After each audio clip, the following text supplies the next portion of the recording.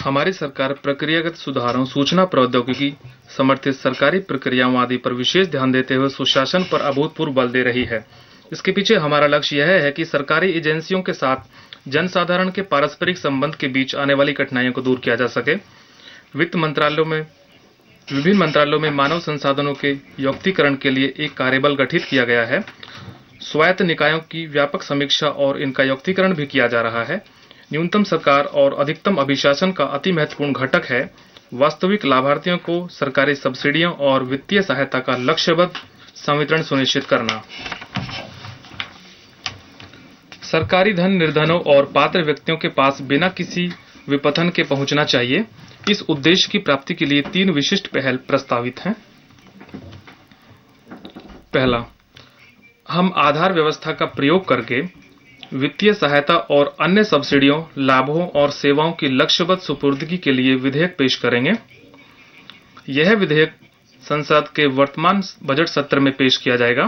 तथापि आधार संख्या या प्रमाणीकरण से नागरिकता या निवास स्थान का कोई अधिकार नहीं मिलता।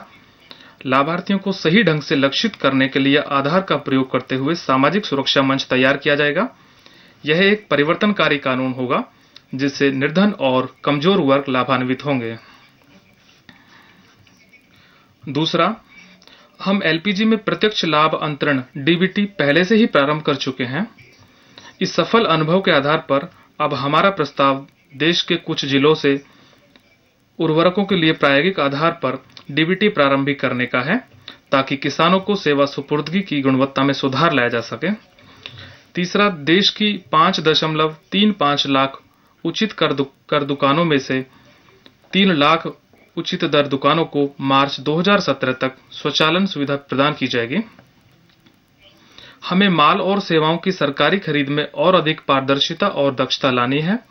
आपूर्ति और निपटान महानिदेशक सरकार के विभिन्न मंत्रालयों और एजेंसियों द्वारा माल और सेवाओं की अधिप्राप्ति को सुसाध्य बनाने के लिए एक प्रौद्योगिकी प्रेरित मंच की व्यवस्था करेगा। कारोबार करना सरल बनाने के लिए कठिनाइयों और बाधाओं को दूर करने के उद्देश्य से हम संसद के वर्तमान बजट सत्र में कंपनी अधिनियम 2013 में संशोधन करने के लिए विधेयक पेश करेंगे। इस विधेयक से स्टार्टअप कंपनियों के लिए अनुकूल माहौल में भी और सुधार लाया जा सकेगा। कंपनियों का पंजीकरण भी एक ही दिन में हो जाएगा। आवश्यक वस्तुओं की कीमतों की मॉनिटरिंग सुशासन का एक प्रमुख अवयव है। दालों की कीमतों में की समस्या से निपटान के लिए अनेक उपाय किए गए हैं।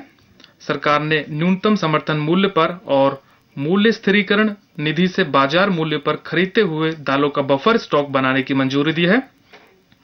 बाजार के हस्तक्षेपों को संभालने के लिए इस निधि में 900 करोड़ रुपए की आधारभूत निधि का प्रावधान किया जाएगा। अध्यक्ष महोदया, सुशासन के लिए हमें देश की विविधता में एकता से लाभ उठाना होगा।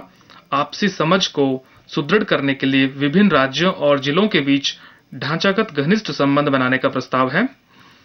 राज्यों और जिलों को परस्पर जोड़ने के लिए एक वार्षिक कार्यक्रम एक भारत श्रेष्ठ भारत प्रारंभ किया जाएगा जो भाषा, व्यापार, संस्कृति, यात्रा और पर्यटन के क्षेत्रों में आदान प्रदान के माध्यम से लोगों को एक दूसरे से जोड़ेगा। हम राज्यों और जिलों की भागीदारी के साथ पारस्परिक करार के माध्यम से इसे अमल में लाएंगे। वर्ष 2017 में हमारा देश अपने स्वतंत्रता की 70वीं वर्षगांठ मनाएगा। हम स्वतंत्रता की 70वीं वर्षगांठ के आगे देश की यात्रा के लिए नए मुकाम तय करेंगे। इतिहासकार डॉक्टर टायनबी ने कहा था कि एक अध्याय जिसका प्रारंभ पश्चिम में था, उसका अंत भारतीय ही होना चाहिए। मेरा विश्वास है कि वर्ष 2017 उस महान इतिहासकार के सपनों को सिद्ध करेगा। हमारी स्कीम एक भारत श्रेष्ठ भारत इस स्वप्न का ही हिस्सा है। अब मैं वर्ष 2016-17 के बजट के संदर्भ में राजकोषीय स्थिति पर प्रकाश डालना चाहता हूं। यह बजट तैयार करते समय मुझे FRBM रोडमैप के बारे में परस्पर विरोधी संकेत मिले हैं। विभिन्न विचारधाराओं ने या तो राजकोषीय समेकन और स्थिरता के पक्ष में या कम उत्साही समेकन के लिए और विकास को अधिक बढ़ावा देने के तर्क दिए हैं। मैंने नीतिगत विकल्पों का मूल्यांकन कर लेने के बाद निर्णय लिया है कि समझदारी राजकोषीय लक्ष्यों पर डटे रहने में ही है। परिणामतः 2015-16 और बजट आकलन 2016-17 में राजकोषीय घाटा क्रम से 3.9% और 3.5% रखा गया है। ऐसा करते हुए मैंने यह भी सुनिश्चित किया है कि विकास के एजेंडे को जोखिम में न डाला जाए। वर्ष 2016-17 के बजट में कुल व्यय 19.78 लाख करोड़ रुपए होने का अनुमान है, जिसमें 5.50 लाख करोड़ रुपए का आयोजना व्यय और 14.28 लाख करोड़ रुपए का आयोजना भिन्न व्यय होगा। वर्तमान वर्ष में बजट अनुमान की तुलना में आयोजना व्यय में 15.3% तक की वृद्धि की गई है। आयोजना आवंटनों में कृषि, सिंचाई, स्वास्थ्य सहित सामाजिक क्षेत्र, महिला एवं बाल विकास, अनुसूचित जातियों और जनजातियों, अल्पसंख्यकों का कल्याण, अवसंरचना इत्यादि जैसे क्षेत्रों पर विशेष बल दिया गया है।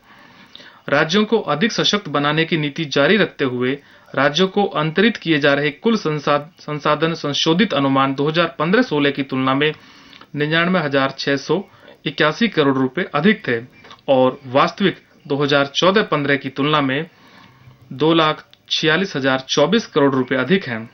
कतिपय मुख्य क्षेत्रों और स्कीमों में आवंटन का ब्यौरा भाषण के अनुबंध 3 में दिया गया है।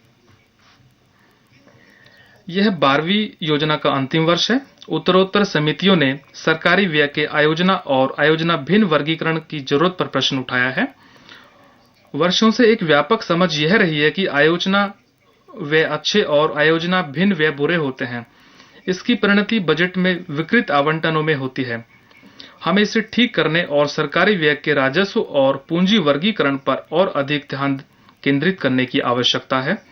अतः हमने निर्णय लिया है कि आयोजना और आयोजना भिन्न वर्गीकरण को वित्तीय वर्ष 2017-18 से समाप्त कर दिया जाएगा। वित्त मंत्रालय इस मामले में केंद्रीय और राज्यों के बजटों को समरूप बनाने के लिए राज्य के वित्त विभागों के साथ घनिष्ठता से कार्य करेगा। सरकारी व्यय की गुणवत्ता में सुधार लाने के लिए सरकार द्वारा मंजूर की जा रही प्रत्येक नई स्कीम की समापन तारीख और परिणामी समीक्षा होगी।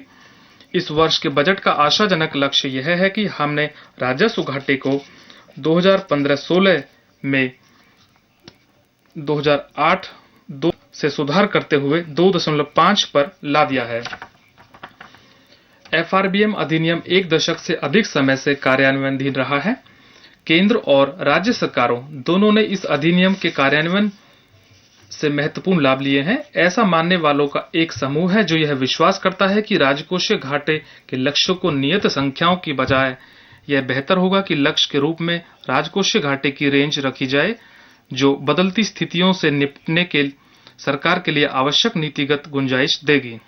एक सुझाव यह भी है कि राजकोषीय विस्तार या संकुचन को अर्थव्यवस्था में क्रमशः ऋण संकुचन तथा विस्तार के अनुरूप किया जाए।